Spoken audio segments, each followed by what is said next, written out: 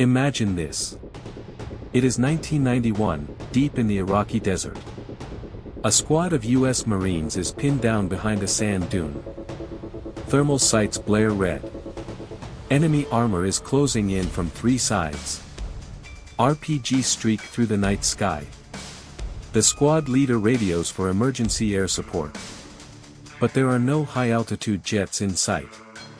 Then, a low, guttural roar hums over the horizon.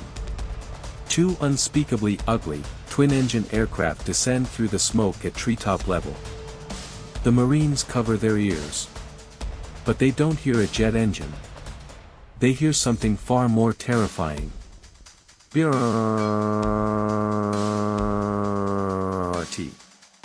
A sound like tearing metal rends the atmosphere. A wall of 30mm armor-piercing depleted uranium shells violently erupts across the desert floor. In less than 2 seconds, 3 heavy T-72 tanks are reduced to burning, twisted scrap metal. The air smells of ozone, cordite, and pulverized steel. This is not just an aircraft. This is the A-10 Thunderbolt II, affectionately known by the troops who love it, and the enemies who fear it, as the Warthog. No aircraft in military history has ever provoked such visceral emotion. Pilots don't just fly the Warthog, they wear it like a suit of medieval full-plate armor. Infantrymen on the ground worship its silhouette. And enemy tank crews? They know that if you hear the Warthog's gun, it means you weren't the target. Because if you were the target, you'd already be dead before the sound ever reached your ears. To understand the A-10, you have to throw out everything you know about traditional aircraft design. Normally, aerospace engineers design an aerodynamic jet airframe, and then they figure out what weapons to hang under the wings. The A-10 was built in reverse. In the late 1960s, General Electric built a weapon so massive, so insanely destructive, that no existing airplane on Earth could carry it. The GAU-8 Avenger. A 7-barrel hydraulic Gatling cannon measuring 19 feet long, weighing over 2 tons, and firing shells the size of Coca-Cola bottles at a staggering speed of nearly 4,000 rounds per minute. When engineers at Fairchild Republic sat down to design the A-10, they didn't start with wings or a cockpit. They laid the massive GAU-8 cannon flat on the workbench, and literally built an airplane around it. The gun is so immense that its nose gear had to be offset to the right side of the fuselage, just so the firing barrel could be aligned dead center along the aircraft's centerline. Why? Because the recoil force of the GAU-8 is 45 kilonewtons, almost equal to the entire thrust of one of the aircraft's jet engines. If the cannon were mounted even 2 inches off-center, firing it would instantly spin the airplane out of control. When a Warthog pilot pulls the trigger, the recoil actually slows the aircraft down in midair. It is, quite literally, a flying artillery piece with wings attached. If the gun is the Warthog's heart, its airframe is an unkillable beast. The A-10 was engineered specifically to fly straight into the most brutal anti-aircraft fire on the planet, take dozens of direct heavy cannon hits, and keep flying. The pilot sits inside a 540-kilogram titanium armor tub, known by pilots as the bathtub. This solid titanium shield can withstand direct hits from 23mm armor-piercing explosive shells. The canopy glass is multi-layered bulletproof armor plate.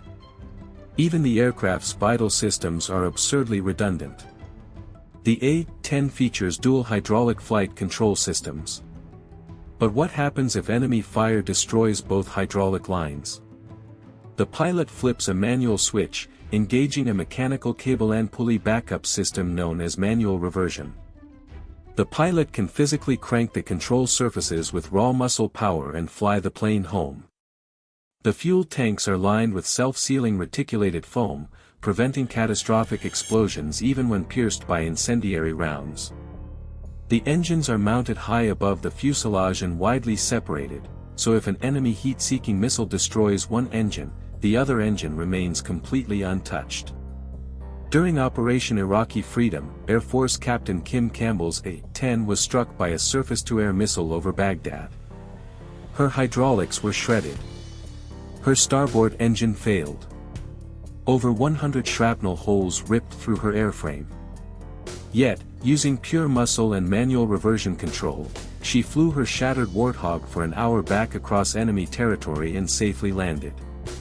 The Warthog doesn't just survive battle, it laughs in the face of destruction.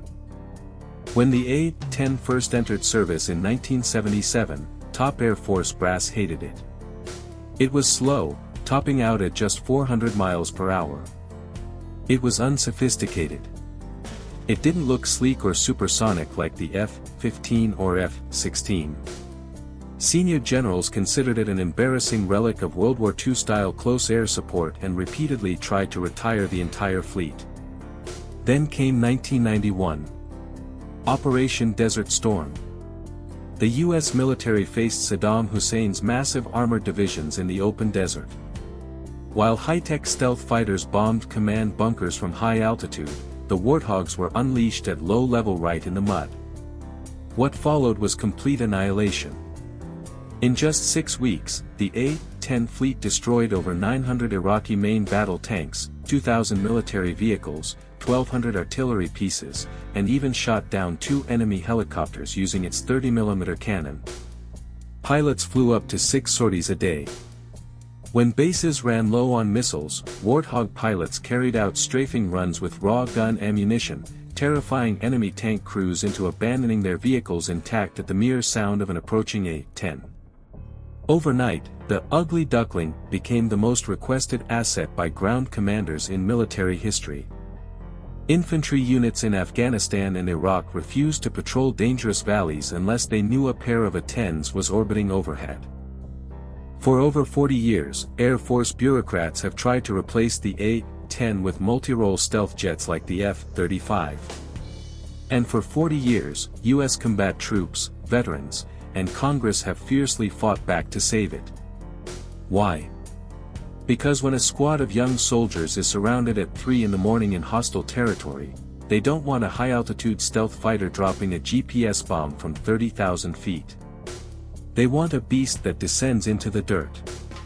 A beast that can loiter over the battlefield for hours, titanium armor soaking up small arms fire, providing a terrifying psychological shield that sends enemies running for cover. The A-10 Warthog is a testament to an era of uncompromising engineering. A machine born not from computer simulations, but from raw steel, titanium, and an unyielding commitment to protect the soldier on the ground. It is loud. It is ugly. It leaks hydraulic fluid. And it is arguably the most effective close air support aircraft ever built. As long as troops march into harm's way, that deep, roaring thunder in the sky will remain the sweetest sound a soldier can ever hear. BRRRRT